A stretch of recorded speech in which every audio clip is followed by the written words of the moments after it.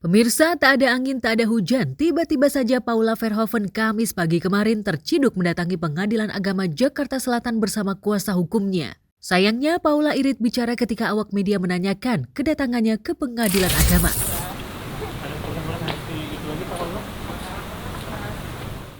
Namun, menurut kuasa hukumnya, Paula datang untuk memenuhi panggilan Badan Pengawas Pengadilan. Nanti langsung ke ini aja, kuasa hukum saya aja ya Mas ya. Atau mungkin ada... Maaf, langsung ke kuasa hukum aja ya. Enggak, kita cuman memenuhi panggilan dari Bawas, udah gitu doang. Kita cuma bisa bilang bahwa ini untuk untuk memenuhi panggilan dari Bawas, sudah sekedar itu aja. Ini kan untuk untuk menjaga bahwa bagaimana kita itu menciptakan suatu peradilan yang baik. Meski tak mengungkapkan secara gamblang alasan Paula dipanggil oleh Badan Pengawas Pengadilan, namun kabar yang beredar diam-diam Paula telah mengajukan gugatan hak asuh anak-anaknya. Sebagai ibu, wajar jika Paula ingin mendapatkan hak asuh mengingat Kiano dan Kenzo masih di bawah umur. Masih ketemu dengan Kiano nggak sih mungkin anak-anak Kak Paula? Gimana Kak Paula hari ini? Enggak, bisa aja mancing-mancingnya. Sama gini mungkin yang diomongin gitu Pak. Itu kan upaya. Nah, upaya sedang diperjuangkan kah? Nanti kita akan diskusikan lebih lanjut. Kisruh antara Ruben Onsu dan Sarwenda Tan sudah terlanjur meruncing. Bahkan keduanya sudah tak bisa menahan diri lagi untuk saling menuding, saling membantah.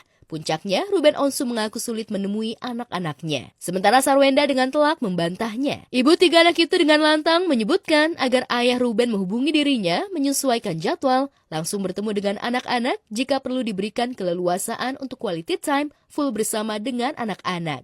Masalahnya kan ayah punya nomor anak-anak gitu loh. Jadi kayaknya itu udah di ranahnya ayah deh ya. Bukan di ranah aku buat menjawab gitu loh. Jadi kan ini antara ayah dan anak-anak. Jangan nanya ke aku, nanti aku takutnya dipelintir-pelintir. Sebelumnya, Ruben melalui kuasa hukumnya Minola Sebayang mengaku kesulitan bertemu dengan anak-anak hingga 2 bulan. Tak terbayang rasa rindu Ruben kepada anak-anaknya dan menaruh harap dalam waktu dekat bisa melepas rindu pada 2 putri kecilnya. Ya, kan tinggal dibuktikan. Ada nggak dia bukti kapan ketemunya, di mana ketemunya? Kan harus jangan omong-omong. Nah, kalau kami bisa buktikan dan tunjukkan. Sarwenda tidak pernah menghalang-halangi seorang bapak untuk bertemu anaknya. Karena kan setiap orang pasti punya kelebihan dan kekurangannya masing-masing. Tapi mengikuti dari ada press conference, kemudian ada lain-lain juga gitu ya. Kayaknya mungkin ya baiknya sebagai penengah gitu ya, ada baiknya mungkin duduk aja bareng-bareng. Kalau problemnya mungkin di anak ya tinggal diskusikan bersama. Di tengah kisruh rumah tangga Adli Fairuz dan Angbin Rishi yang berada di ujung tanduk, Angbin justru bertolak ke negeri ginseng Korea Selatan untuk healing sejenak, melupakan segala polemik yang ada. Namun yang menjadi sorotan ialah Angbin terlihat berkunjung ke sebuah klinik kecantikan. Netizen pun menduga jika jelang status baru sebagai janda kembang, Angbin ingin mengubah penampilannya lebih fresh dengan melakukan oplas. Dengan berangkatnya Angbin ini, maka untuk sementara waktu, Adlilah yang menjaga anak semata wayang mereka. Adli pun memilih menghabiskan waktu dengan mengajak bermain, sekaligus mengunjungi kebun binatang. Momen ini pun Adli abadikan dan unggah di Instagram miliknya. Dan Angbin pun tampak memberikan komentar love di unggahan tersebut. Sontak komentar Angbin ini pun membuat netizen terkejut, lantaran proses perceraian keduanya masih berlangsung di pengadilan. Tapi anak-anak nanyain juga nggak sih kabar ayahnya? Kan tetap sama-sama ya, co-parenting. Tetapi benarkah perceraian Angbin ini sudah menjadi firasat buruk bagi sang ibu? Mengingat awal pernikahan keduanya tidak mendapatkan restu dari keluarga Angbin. Hari ini tepat 100 hari kepergian Po Alpa. Sang suami Aji Darmaji alias Idung mengajukan permohonan ahli waris ke Pengadilan Agama Jakarta Selatan. Ya, melalui kuasa hukumnya, Kamis siang kemarin Aji mengajukan keempat anaknya, Shirley, Fatih, dan juga sekembar Rafa dan Raffi sebagai ahli waris almarhumah. Selain itu, Aji juga tak lupa untuk mendaftarkan dirinya. Lantas, apa alasan Aji untuk cepat-cepat mendaftarkan keempat anaknya sebagai ahli waris? Padahal tanah kuburan Po Alpa belum kering betul.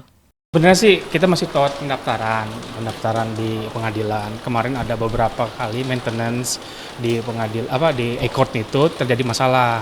Itu jadi prosesnya dikembalikan dan hari ini pun tadi kita sudah lakukan pendaftaran gitu. Iya, termasuk iya. Yang saya ajuin itu 4. Saya juga nggak tahu kan umur saya sampai di mana kayak gitu kan. Jadi anak-anak udah tenang kayak gitu kan, udah nggak ribet lagi gitu kan, karena kan udah diurus semua kayak gitu. Benarkah pengajuan ahli waris ini selain untuk mengurus segala aset-aset peninggalan almarhumah, seperti rumah, mobil, dan juga tanah, tetapi juga untuk mengurus surat-surat penting jika suatu saat nanti aset tersebut akan dijual? Pasalnya semua aset-aset tersebut masih atas nama sang mendiang. Jangan berasumsi, wah negatif, saya mau ini wata, enggak sama sekali, karena ada sesuatu yang harus diurus kayak gitu. Enggak kita publikasi juga kayak gitu kan, karena ada sesuatu yang benar-benar kita harus urus kayak gitu. Seperti kayak apa-apa kayak gitu, jadi lebih mempermudah juga. Tetapi keputusan untuk mengajukan ahli waris ini tidaklah lagi menyinggung hati keluarga Po Alpa. Mengingat sekitar 2 bulan yang lalu, Aji sempat berseteru dengan keluarga Po Alpa ketika mengajukan permohonan hak perwalian anak. Meskipun pada saat itu berakhir damai, tetapi untuk kali ini, mungkinkah cerita akan sama? Benarkah Aji juga sudah meminta izin terlebih dahulu kepada keluarga Po Alpa? Oh, hal kayak gitu kita nggak bisa jabarin ya, kayak gitu. Kita nggak bisa jabarin. Intinya ini buat menyelesaikan urus-urusan almarhumah, gitu kan. Pokoknya kita nggak bisa jabarin hal kayak gitu karena ada yang harus publik, ada yang enggak. Gitu. Kalau ada apa-apa ngomong gitu. Kalau ada sesuatu yang mau bikin apa, Yang perubahannya sih pengennya baik-baik aja. Jangan ada lagi yang goreng-goreng atau gimana. Yang penting komunikasi gitu loh. Lantas apa yang dilakukan Aji dan keluarga untuk mengenang 100 harian Po Alpa? Selain berziarah ke makam, benarkah malam nanti Aji akan menggelar pengajian bersama keluarga dan warga sekitar untuk doa bersama? Kita mau ke makam sama anak-anak, pengen berdoa juga di sana kan, mendoakan kayak gitu kan. Jadi saat ini ya kita ke makam aja dulu kayak gitu, ke makam mendoakan kayak gitu kan. Selebihnya nanti kalau untuk kayak acara pengajian di rumah atau apa, tinggal lagi nyari harinya, baiknya gimana kayak gitu. Kita kan belum menentukan juga nih. karena dia kan terlalu terpukul ya, kehilangan maminya.